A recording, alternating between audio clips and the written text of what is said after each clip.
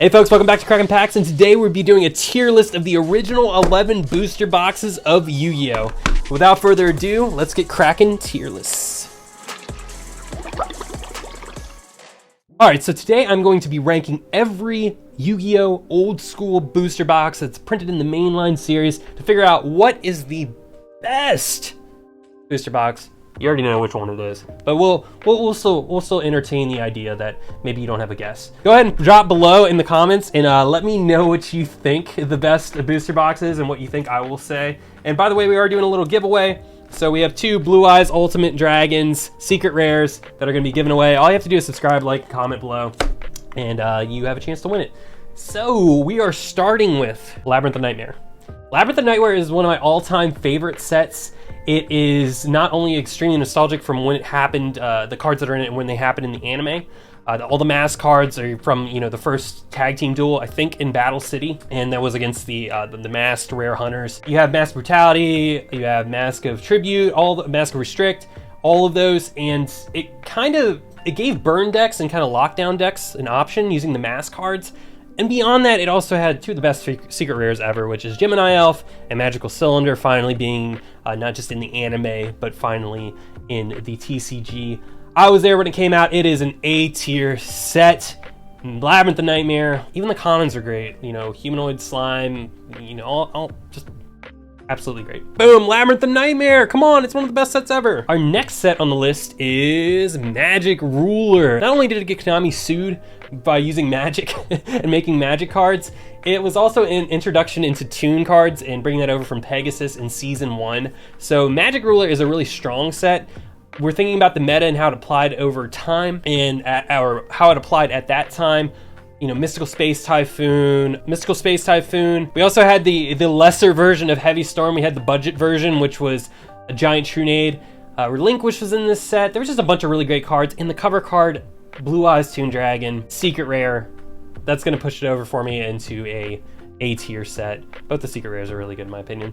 Next up we have Ancient Sanctuary, which if you were into Ancient Sanctuary at the time, you know Ancient Sanctuary, it's kind of a dud in relationship to the other sets that have come before it, but I think that it got kind of a bad rep because a lot of people like me were kind of moving out of Yu-Gi-Oh! At the time. This is right before where the movie was starting to come out, but it also had big shoes to fill. It was right after Invasion of Chaos. Invasion of Chaos completely changed the entire realm of how Yu-Gi-Oh! Was being played, the good cards. I mean, it was defining. If it was an album by a band, it was genre defining, Invasion of Chaos. So had big shoes to fill, and I think over time Ancient Sanctuary has actually matured really well with me. It had, you know, Burst Stream of Destruction, it had Dark Magic Attack, it has the Agents. It's a pretty solid set, but I'm gonna give it a C. It's not as great as some of these other ones, but it did kind of wrap off the end of an era for DM, because in my opinion, yeah, the next couple sets kind of blend between DM and GX, but that was, at that point, they went back to 60 card sets, you got Ultimate Rares, Soul of the Duelist, all that stuff. They're kind of in this like transitional phase between DM and GX. To me, this is the real end of that era, the first 11 sets, which by the way, I'm completing all of them, not just in booster boxes, but actual play sets of the cards.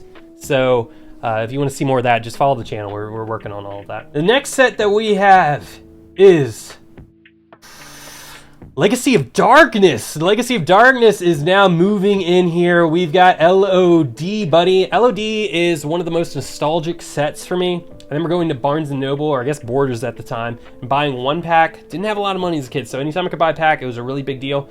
Got one pack of Legacy of Darkness, pulled an Injection Fairy Lily. So nice. I still have that to this day. Most of my cards, like most people, totally beat up and destroyed, but Legacy of Darkness, I still have that Injection Fairy Lily. And then of course, Yata-Grasu. Nothing like being 12 years old, eating Little Caesars at a tournament, and getting Yata locked and completely obliterated from the tournament. No wins because everyone was just rolling Yatas. I think, I'm gonna give it a B, because Yata was super cheap. It's a great set. Injection Fairy Lily was kind of cheap too. I mean, yeah, it costs a lot of life points. Like, there was a risk factor into it. But I'm gonna give it a B because it's just a little bit below where I think some of these A tier sets are. I mean, the waifu can only get you so far. And I think a lot of just the common cards and stuff at the time, people were still using cards from that predated it. I don't know, there's a Nuba White Rabbit and some of the other spirit monsters are cool, but I just not quite as strong as some of the sets right before it. Next up, we have, Pharaoh's Servant. I know this is a lot of people's favorites right here. Pharaoh's Servant, boom, there's a first edition box for you. Pharaoh's Servant is one of the best sets. I mean, it has Jinzo, Imperial Order. We got our first influx of trap cards. I mean, LOB, for example, the first set, 2 trap cards. This was like, hey, I might need some trap cards. Here you go, we're gonna give you a bunch. The Jinzo already has taken it all the way up to an A tier, but the set entirely, you got a Legendary Fisherman, you got Thousand Eyes Restrict. I mean, they're just the cream of the crop in terms of Yu-Gi-Oh sets.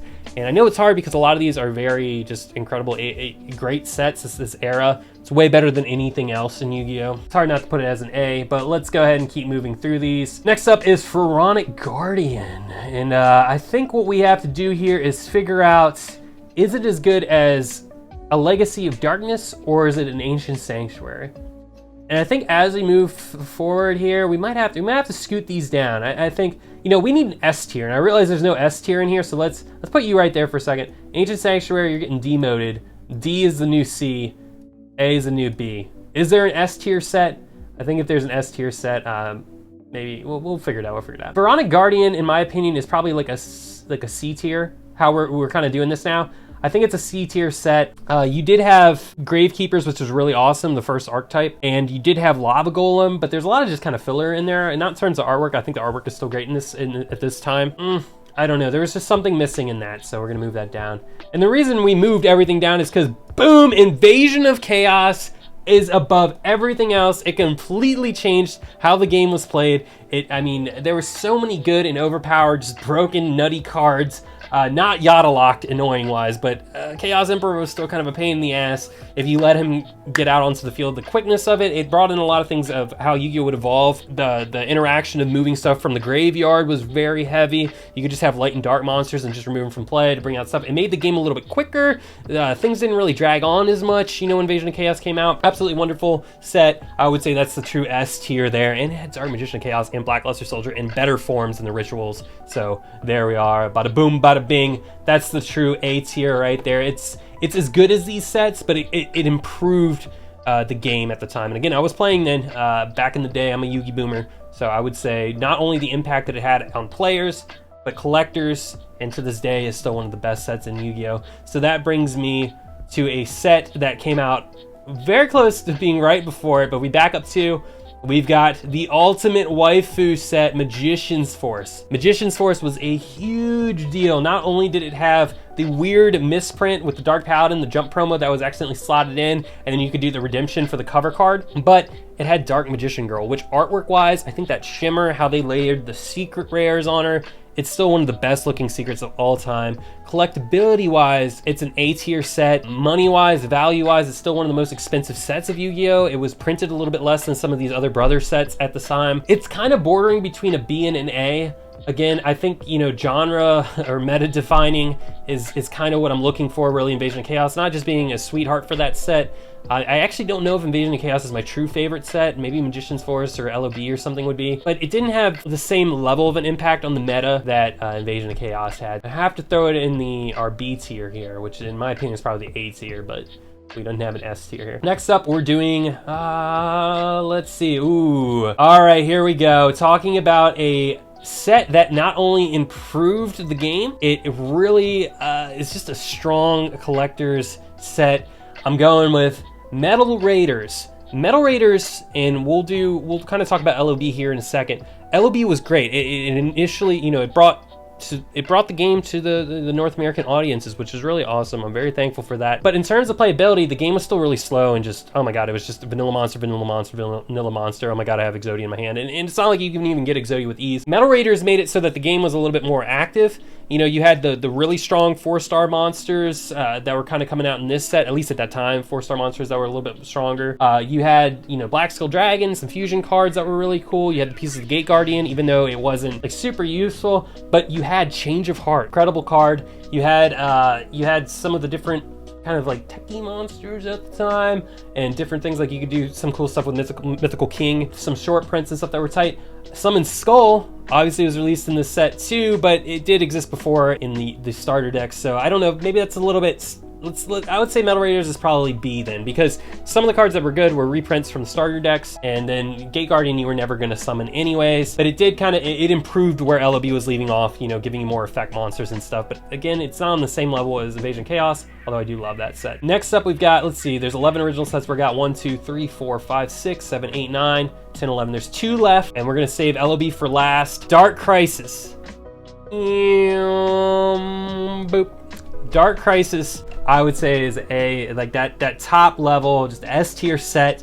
Not only because at the time it was a very great set with Vampire Lord and whatnot. I think the meta, though Invasion of Chaos helped the game progress more, I would say the meta was at its peak, and my personal favorite version of the meta was Dark Crisis. So to this day, we have GOAT format and stuff, but if people play a little bit older than that, Dark Crisis is usually the format that you want to play, because not only do you have a giant pool of cards, you don't have to worry about the broken nature of some of the IOC cards, but you get to enjoy still having archetypes if you want them. You've got Exodia Necros, which is just a cool card, but the Vampire Lord is still one of the best. Just playing that, we did an entire Discord tournament of Dark Crisis for last Halloween. I think we're going to do it again. So if you go below, there's a Discord, and we do all kinds of just fun events and things in there. We gave away, I think, Vampire Lord and some DCR packs for whoever won the tournament. But anyways, to summarize, Dark Crisis is one of the best because I think it was the peak of what the meta was before IOC, and there's just a lot of collectible, really nice cards. The only maybe knock, I guess, against it would maybe be, well, Judgment of Anubis was a really cool card. I don't know if it's a secret rare slot, if it wasn't on the same level as Vampire Lord, in my opinion. Which brings us to our last set, which is the set that started it all, A Legend of Blue Eyes. And guys, do we give it the, it's the first of its kind, just have to put it there as being the best set in the same tier? I think we do. Because without Legend of Blue Eyes, which again was 2 sets in the Japanese version of the game, Phantom Darkness and Blue Eyes White Dragon, they combined them, right, like they did for all of these sets until Soul of the Duelist, where they started doing Ultimate Rares. Yu-Gi-Oh! Just wouldn't be the same. It wouldn't exist without us first getting this booster box, and it has some of the most iconic cards, and it has cards that were used all the way through the entire meta here. We have Pot of Greed, we have Man-Eater Bugs, we have Dark Magician, we have Blue Eyes, we have Red Eyes. You know, we have, not only did it set the stage for everything that was gonna, you know, we were going to get from Yu-Gi-Oh! From the golden era, the alpha era of it, but it also brought all the iconic cards from the anime that was debuting at the time. You know, even to this day, people, if you collect Yu-Gi-Oh!, you want to have a set of Exodia just for fun, whether you're using it in a Mystic Mind annoying deck or whatever. You just want a set. It's something that's a cornerstone of the hobby. It's the most expensive out of all these booster boxes to this day. I think the Wavy is going for about 50,000. I mean, guys, it's the set that started it all. It established how the game was to be played, and it had all of Yugi and Kaiba's main monsters in the deck there. Legacy wise, it's probably the top set of all time. When people think about, you know, if they're playing Yu-Gi-Oh! Or whatever, what's the LOB pack worth? Or, oh, can I get a pack of LOB? It's most requested for me when I'm doing box breaks is I want to do Legend of Blue Eyes.